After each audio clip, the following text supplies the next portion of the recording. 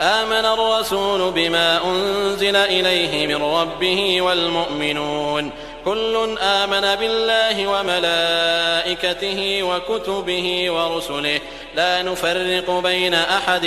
من رسله وقالوا سمعنا وأطعنا غفرانك ربنا وإليك المصير. لا يكلف الله نفسا إلا وسعها لها ما كسبت وعليها ما اكتسبت ربنا لا تؤاخذنا إن نسينا أو أخطأنا ربنا ولا تحمل علينا إصرا كما حملته على الذين من قبلنا ربنا ولا تحملنا ما لا طاقة لنا به واعف عنا واغفر لنا وارحمنا أنت مولانا فانصرنا على القوم الكافرين.